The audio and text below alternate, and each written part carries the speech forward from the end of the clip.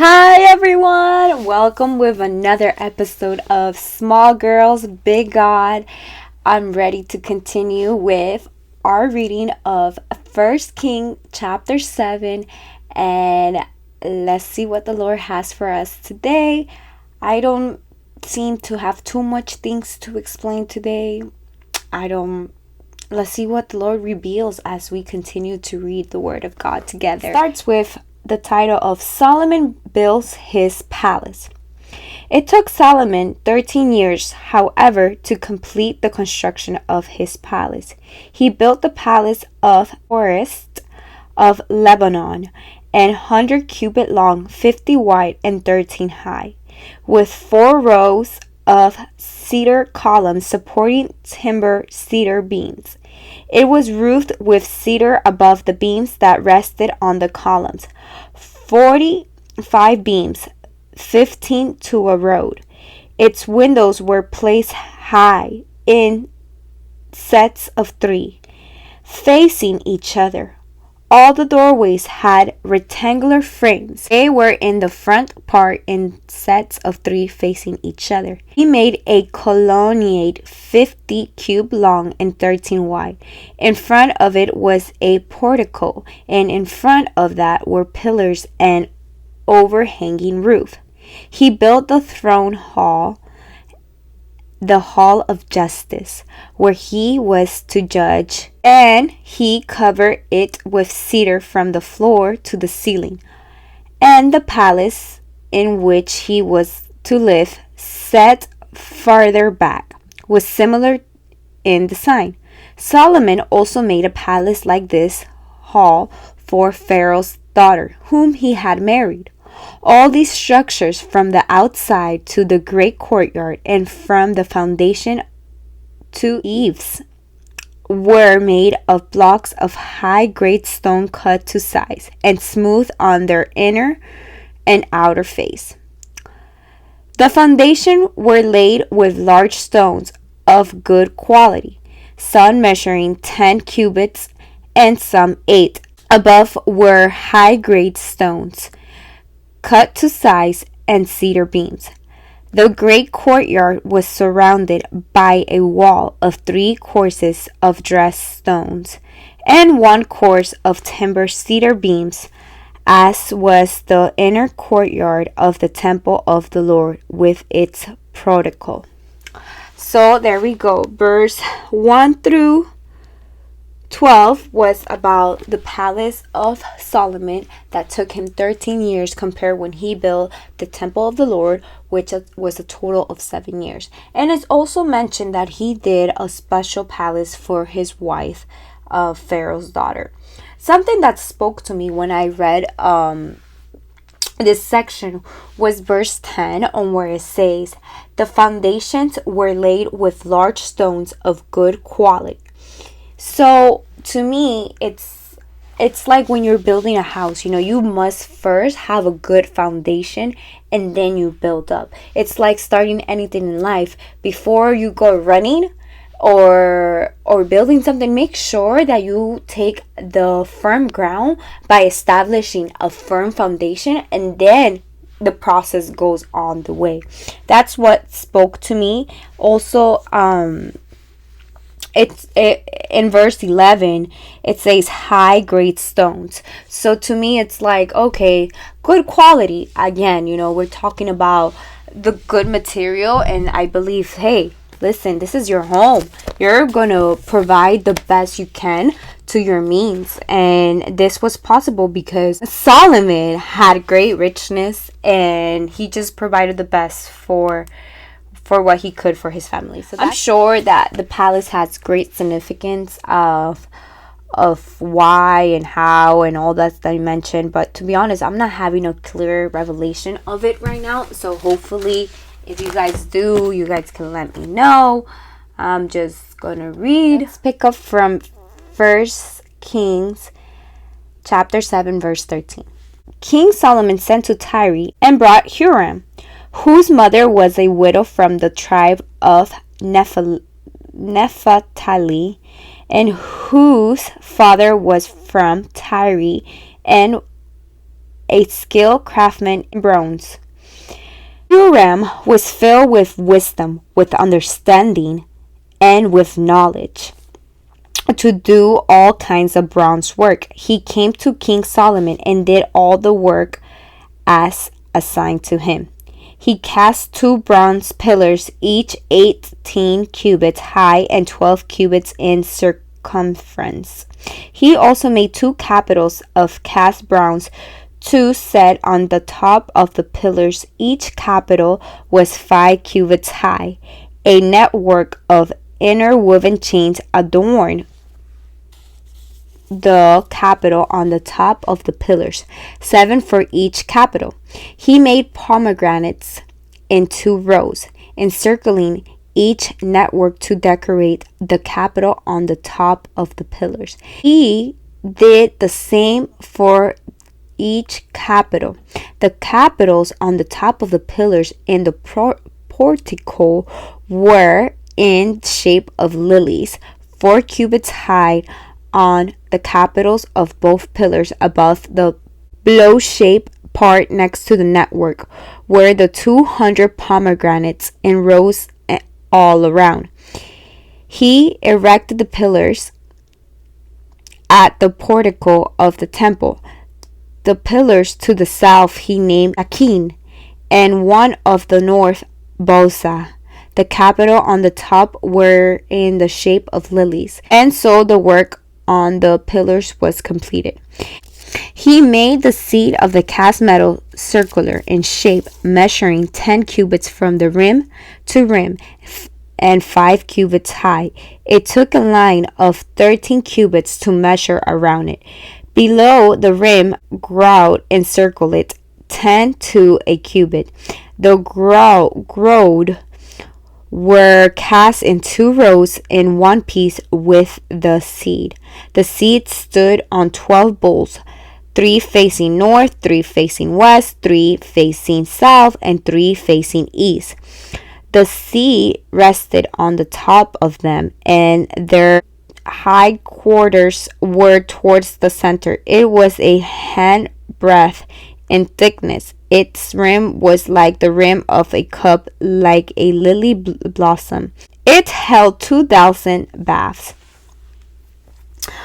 Okay, guys, I'm a little bit confused with these decorations and these elements that are being presented, but I do realize something.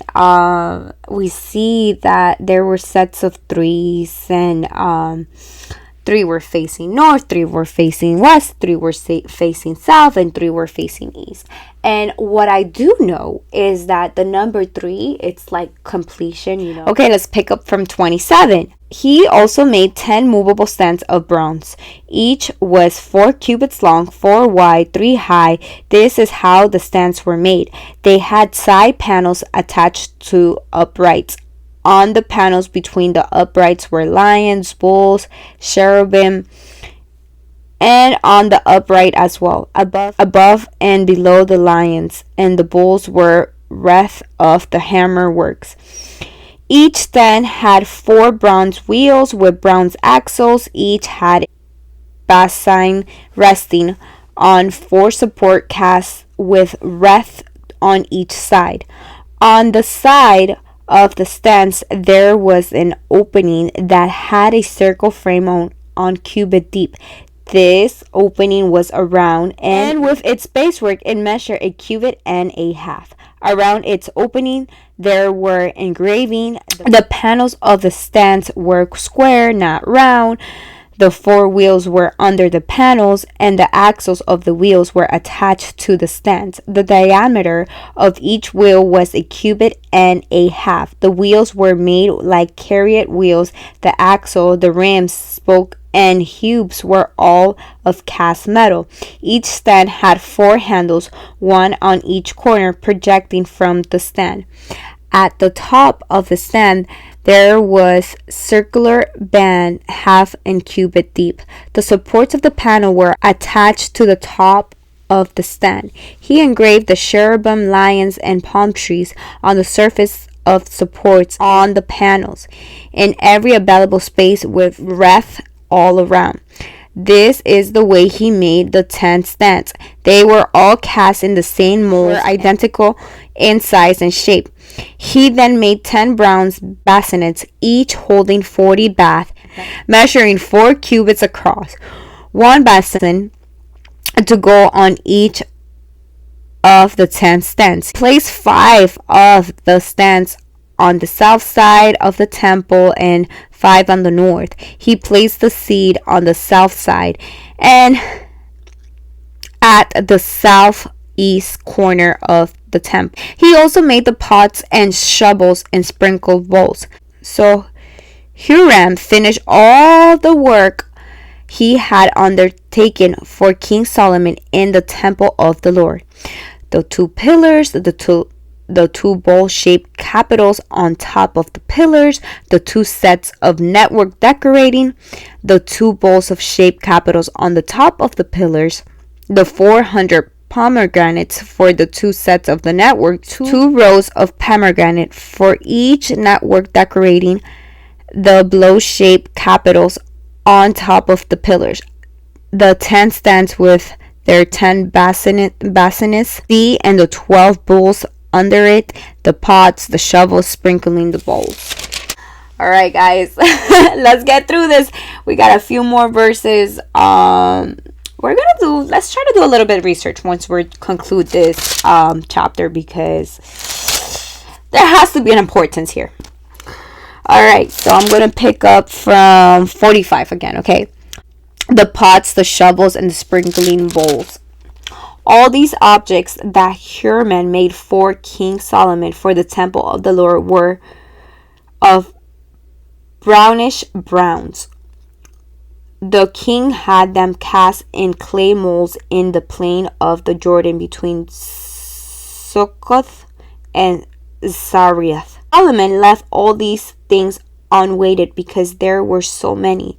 The weight of the bronze was not determined. Solomon also made all the furnishing that were in the Lord's temple. The golden altars, the golden tables on which was the bread of the presence, the lampstands of pure gold, 5 on the right and 5 on the left, in front of the inner sanctuary, gold floral work and lampstands and tongues. The pure gold basins, the wick trims, sprinkling bowls, dishes, and censers, and the gold sockets for the doors of the innermost room, the most holy place, and also for the doors of the main hall of the temple. When all the work King Solomon had done for the temple of the Lord was finished, he brought in the things his father David had dedicated, the silver and the gold and the furnishing. He placed them in the treasuries of the Lord's temple. So that concludes 1 Kings 7. It was definitely a long chapter, and we're talking about how Solomon built a temple for himself, one for his wife, and also now how he decorated the Lord's temple. And something that did stand out to me, it was in verse 45, on where it says, all these objects that Huram made for King Solomon for the temple of the Lord were of brownish bronze. So let's look up what the word bronze signified in the Bible. The bronze, I just discovered right now online, is that bronze symbolized God's righteousness of judgment. That makes sense with what we read, because on verse 7, it says on 1 Kings 7:7, it says he built the throne hall, the hall of justice, where he was to judge, and cover it with cedar from the floor to the ceiling. And now we're realizing that bronze,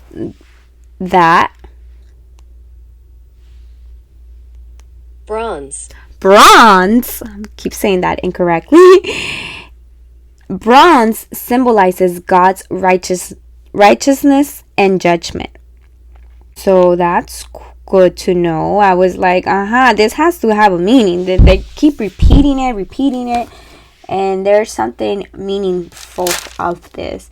Also, I like how in verse 50 it says, the gold sockets for the doors of the innermost room, the most holiest place. And that just takes me, where is that inner room in our home? Where is that prayer closet? I was having a conversation with a few sisters in the Lord, and we were saying like, yeah, you have to have like a prayer closet or where you can just go have that intimate time with God, right? And some of us were like, well, my closet is too small, I have too much clothes, or there's not enough space. But what we were ultimately trying to say is not that you need to be literally in a closet. Sometimes it could be just like a little corner in your room. For example, this is my little corner, right? And it's just about where you just set yourself apart to just spend one-on-one time with the Lord. So I'm not saying that's specifically what this symbolizes, but it just kind of like remember me of like, where is that innermost room in your home?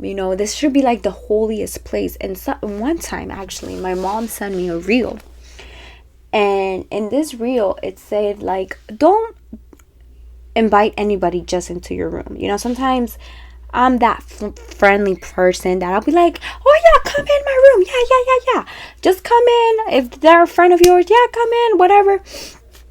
But something kind of like spoke to me, and my mom basically taught me. She's like, but through this reel that she sent me, is like, your room is your holy place, because that's where basically say your last prayer and you go to sleep, right? And then when you wake up, that's the very first place you say your first prayer. So this should be a holy place. It should be like very sacred on who you let in and who you do not let in. So just putting it out there, maybe this speaks to you. If not, throw it in the garbage. That's what I care for. In addition, something that spoke to me was that Solomon brought in everything that King David had dedicated for the Lord. In verse 51, he said that when all the work of King Solomon had done for the temple of the Lord was finished, he brought in the things his father had dedicated, the silver, the gold, the furniture, and he placed them in the treasury of the Lord's temple. So Solomon knew that was his father's most deep desire to dedicate these things to the Lord, that he had dedicated these things to the Lord. And he said, you know what? This doesn't belong to me. This belongs to the Lord. So I'm going to bring it to him. So that spoke to me. We keep seeing the gold. The things were being gold. And I want to look at something real quick. So remember how I said I wanted to give you a little better definition than what I said for number 3. Divine perfection, completeness, God's profound involvement in the world. In addition, it's the Trinity. Think about it. The Father, the Son, and the Holy Spirit. So I just wanted to clarify that because it was not like I didn't articulate that well, and I just wanted to say it good and not just throw like the first thoughts that come out of my mind out there. That concludes 1 King chapter 7. It was a lot of content in here. I apologize if I didn't explain this too well. I was just reading as I got the revelation. Brought a few key points that came to mind. But if you want to add anything, please always comment. If you find something interesting that you want to add on and comment to me, I am more than happy to hear from you. Well, have a great day. Stay tuned with Small Girls, Big God. We will continue. We will finalize this Bible study. Upcoming chapter is going to be the Ark brought to the temple. I'm sure that's going to have a lot of content. This one is just finishing up with the temple and decorating it, and I'm sure more things will come up. Well, have a great day. Bye.